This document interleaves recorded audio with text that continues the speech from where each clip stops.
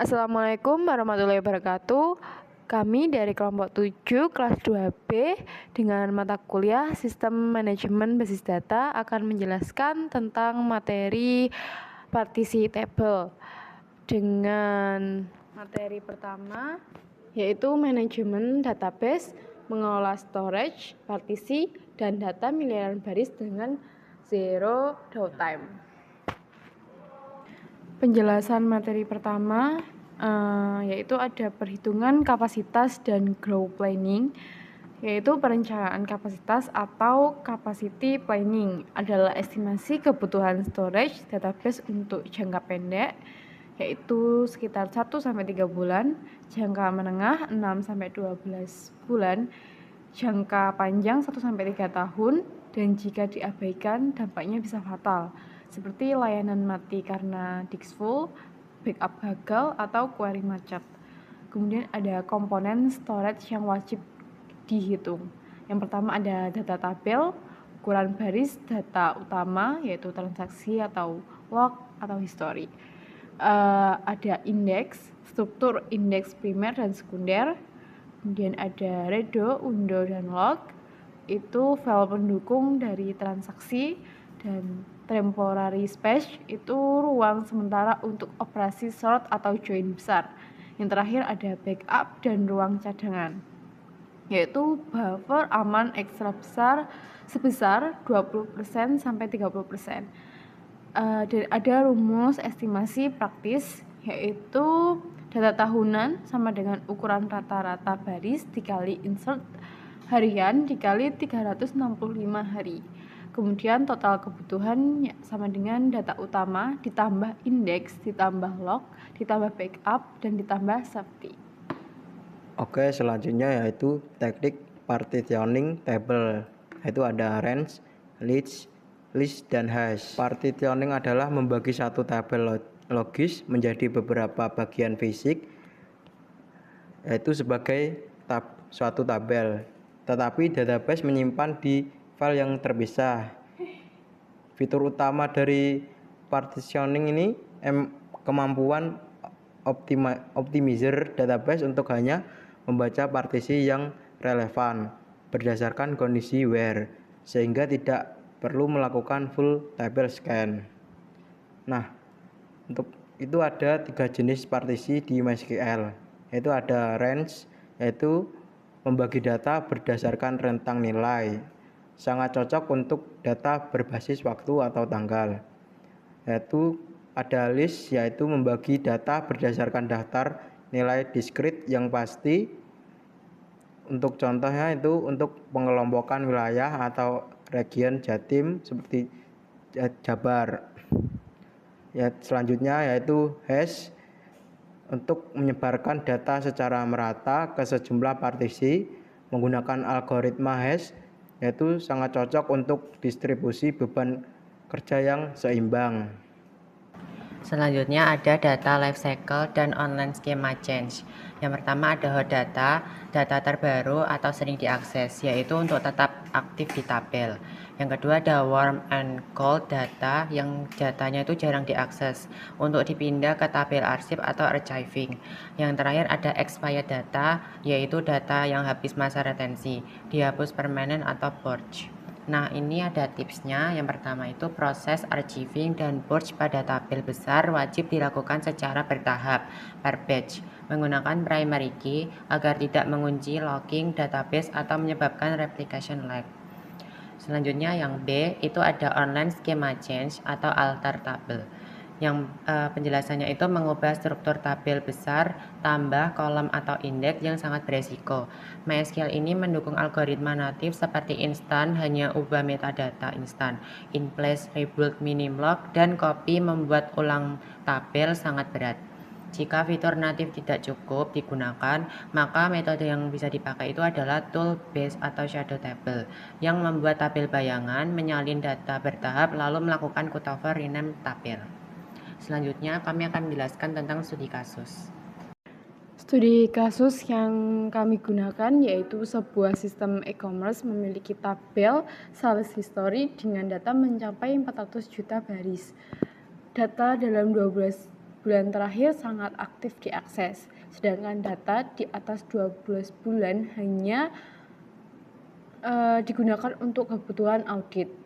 Jadi perusahaan ingin menambah kolom baru yaitu sales channel dan memindah database ke server baru dengan storage NVMe dengan downtime seminimal mungkin. Kemudian kita punya analisis soal yang pertama yaitu analisis hitungan untuk proyeksi kapasitas.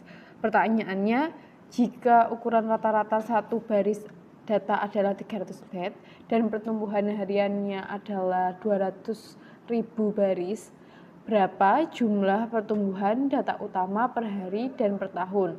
Jawabannya, untuk pertumbuhan hariannya itu rumusnya ukuran data per hari sama dengan 300 byte dikali 200.000 baris sama dengan 60 juta byte atau 57,22 MB per hari. Untuk pertumbuhan tahunannya, rumusnya ukuran data per tahun sama dengan 57,22 MB dari hasil pertumbuhan harian tadi dikali 365 atau 1 tahun sama dengan 20,88 giga per tahun.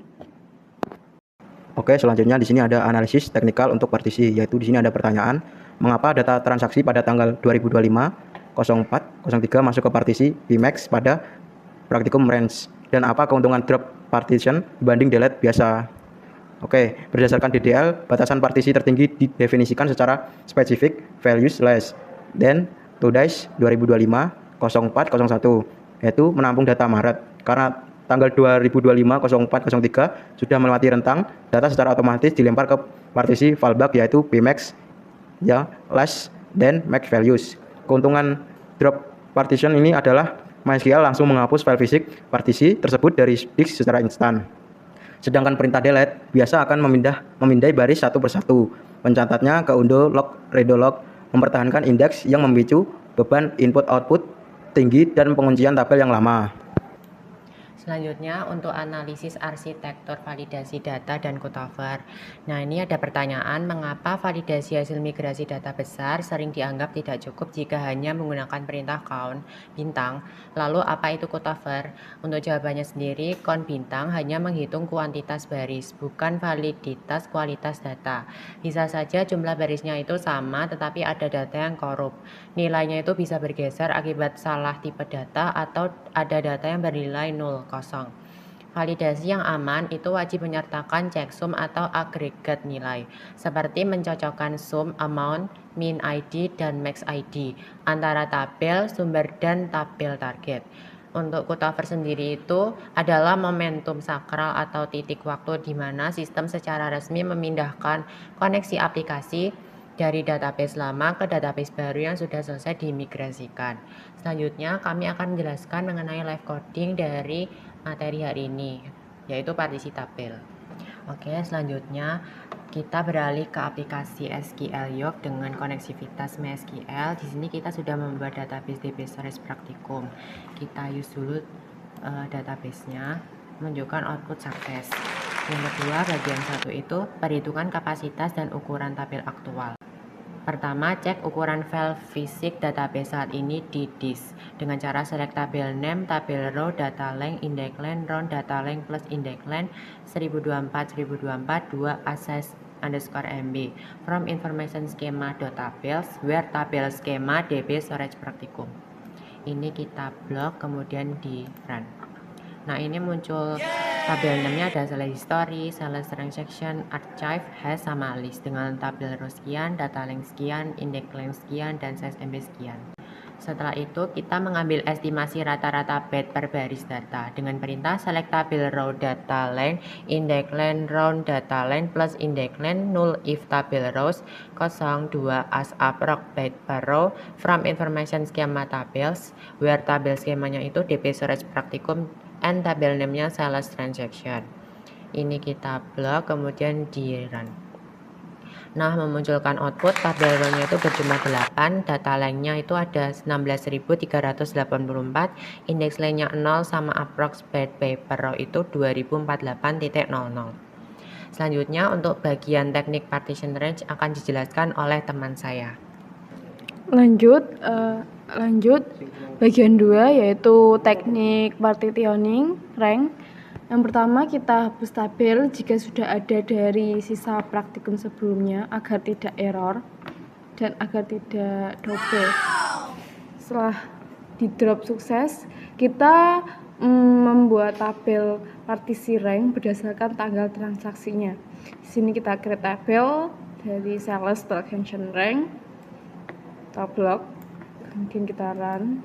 Nah, di sini sudah sukses hasilnya.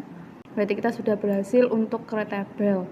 Kemudian kita mengisi dari tabel tersebut data uji sampel dari Januari sampai ke April ke tabel partisinya. Kita insert into sales transaction rank. Ini kita run. Nah, sini sudah hasilnya sukses. Lalu kita pembuktian precision planning, yaitu melihat isi fisik di dalam partisi Januari saja.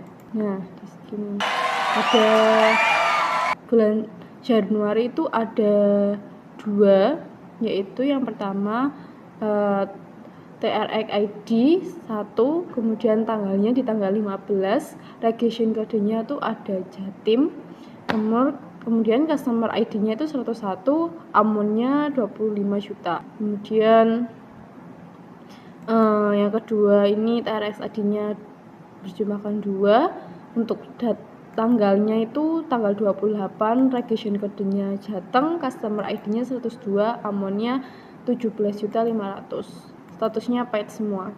Lanjut, akan dilanjutkan oleh teman saya bagian 3 dan 4-nya. Oke, selanjutnya di sini ada antisipasi data duplikat pada tabel utama. Di sini ada opsi pembersihan, yaitu menghapus data kembar di tabel utama akibat double running script lab. Oke, kita jalankan. Oke, di sini sukses. Lalu selanjutnya kita cek hasil akhir tabel utama pasca pembersihan. Nah, di sini hasilnya muncul. Di sini ada tabel TRX ID, TRX date, terus region code sampai status. Lalu selanjutnya online scam change. Langkah pertama yaitu amankan langkah awal dengan menghapus shadow table lama jika ada. Kita klik. Oke, di sini sudah sukses. Lalu kita coba buat ulang struktur shadow table berbasis tabel utama yang aktif. Kita create. Nah, di sini sudah sukses. Lalu selanjutnya kita modifikasi struktur scams, tambah kolom sales underscore channel. Kita run. Nah, di sini error. Kenapa? Karena tadi sudah dibikin. Lalu selanjutnya ini kita proses migrasi data dengan penyebutan kolom eksplisit. Kita select. Nah, di sini sudah sukses. Lalu selanjutnya yaitu validasi data sebelum melakukan cut over. Tab block. Nah, di sini muncul tabel. Di sini ada 8 untuk SRC rows-nya dan untuk shadow rows-nya ada 8 juga. Lalu selanjutnya proses cutover, yaitu tukar nama tabel secara atomik dalam waktu milidetik. Oke, kita pilih. Nah, di sini sudah sukses. Lalu selanjutnya itu kita cek struktur tabel baru. Kita pilih descript sales underscore transaction. Kita running. Nah, di sini maka muncul tabelnya. Oke, selanjutnya kita cek isi datanya. Kita select from sales transaction dengan limit 10. Oh, maaf, kurang S-nya. Oke. Nah, di sini sudah muncul dengan limit 10. Lalu selanjutnya kita cek keberadaan tabel backup lama supaya kita pastikan data lawas tidak hilang. Kita run. Nah, di sini sudah muncul total data backup 8. Lalu ini kita bersihkan semua datanya dengan drop table if exist sales transaction all backup. Kita run. Nah, di sini sudah sukses. Sekian presentasi dari kelompok 7 kelas 2B. Terima kasih sudah menonton. Wassalamualaikum warahmatullahi wabarakatuh.